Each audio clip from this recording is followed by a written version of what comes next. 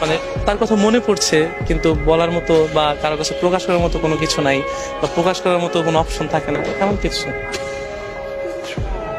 কান্না করতেছি? না না, কান্না করতেছি না, মানে এটাই ভাবতেছি যে কিছু মানুষ এমন এমন আছে যাদেরকে আমরা অনেক ভালোবাসি বা অনেক যত্নে রাখি বা আগলে রাখি, কিন্তু তাদেরকে মানে বুঝাইতে পারি না। আমার কষ্ট, আমার দুঃখ আমি কখনোই তাকে বুঝাইতে পারিনি বা পারবো না।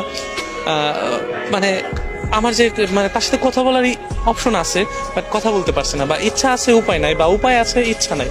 বিষয়টা এমন যে কিছু আপন মানুষ বা কাছের মানুষ থাকে যারা কিনা খুব ভাবে নির্মম ভাবে ঠকায়, আর যখন ঠকায় না তাদের সাথে কথা বলার ইচ্ছাটা মরে যায়। তাই আমার ক্ষেত্রে এটা হয়েছে, দাঁড়ায় দাঁড়িয়ে তার কথা ভাবছি যে মানুষটাকে কত আগলে রেখেছি, কত ভালো জেনেছি বা ভালোবেসেছি, কিন্তু তাকে আজ ইচ্ছা থাকতেও অপশন নাই, বা অপশন আছে বাট কোনো ইচ্ছা নাই, এমন হয়েছে। যখন কাছের মানুষ অন্য পুরুষে আসক্ত হয়ে যায় না, তখন এই ইচ্ছাটা না মরে যায়।